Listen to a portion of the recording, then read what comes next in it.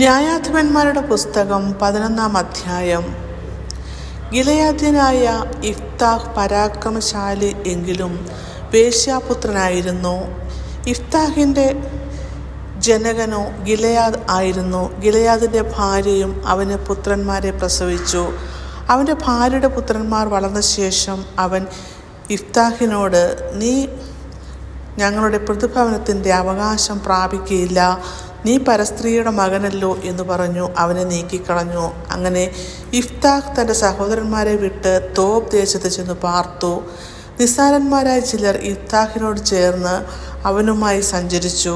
കുറേക്കാലം കഴിഞ്ഞിട്ട് അമോര്യർ ഇസ്രായേലിനോട് യുദ്ധം ചെയ്തു. അമോര്യർ ഇസ്രായേലിനോട് യുദ്ധം തുടങ്ങിയപ്പോൾ ഗിലെയാദിലെ മൂപ്പന്മാർ യിഫ്താഹിനെ തോബ് ദേശത്ത് നിന്ന് കൊണ്ടുവരുവാൻ ചെന്നു. അവൻ യിഫ്താഹിനോട്, അമോര്യരോട് യുദ്ധം ചെയ്യേണ്ടതിന് നീ വന്ന് ഞങ്ങളുടെ സേനാപതിയായിരിക്കുക എന്ന് പറഞ്ഞു.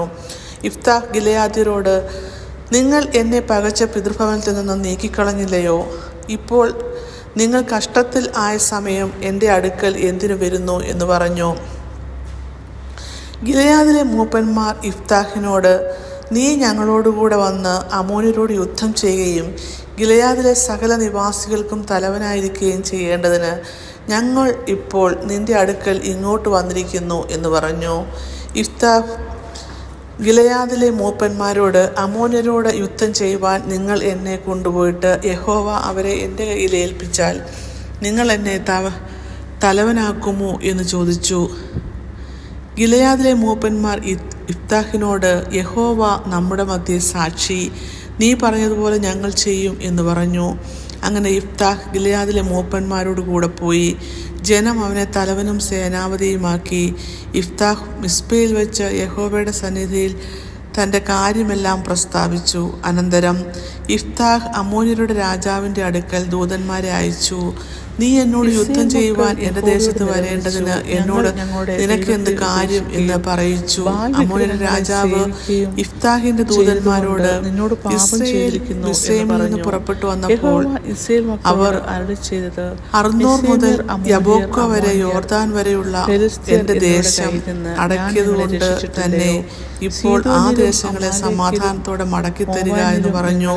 യിഫ്താഹ് പിന്നെയും അമോര്യരുടെ രാജാവിന്റെ അടുക്കൽ ദൂതന്മാരെ രക്ഷിച്ചു. എങ്കിലും അവനോട് പറയിച്ചതെന്നാൽ, യിഫ്താഹ് ഇപ്രകാരം പറയുന്നു, ഇസ്രായേൽ മോവാബ് ദേശമോ അമ്മോന്യ ദേശമോ അടക്കിയിട്ടില്ല. ഇസ്രായേൽ മിസ്രയീമിൽ നിന്ന് പുറപ്പെട്ട് മരുഭൂമിയിൽ കൂടി ചെങ്കൽ വരെ സഞ്ചരിച്ച് കാദേശിലെത്തി. ഇസ്രായേൽ ഏദോം രാജാവിന്റെ അടുക്കൽ ദൂതന്മാരെ അയച്ചു, ഞാൻ നിന്റെ ദേശത്തൂടി കടന്നു പോകുവാൻ അനുവാദം തരണമേ എന്ന് പറയിച്ചു. എങ്കിലും ഏദോം രാജാവ് കേട്ടില്ല. മോവാബ് രാജാവിന്റെ അടുക്കലും അവർ പറഞ്ഞയച്ചു, അവനും സമ്മതിച്ചില്ല. സഹതാപം തോന്നി. അങ്ങനെ ഇസ്രായേൽ കാദേശത്ത് പാർത്തു. അവർ മരുഭൂമിയിൽ കൂടി സഞ്ചരിച്ച് ഏദോം ദേശത്ത് മോവാബ് ദേശവും ചുറ്റിച്ചെന്ന് മോവാബ് ദേശത്തിന്റെ കിഴക്കെത്തി അർന്നോനക്കരെ പാളയമിറങ്ങി. അർന്നോൻ മോവാബിന്റെ അതിരായിരുന്നു. മോവാബിന്റെ അതിർക്കകത്ത് അവർ കടന്നില്ല.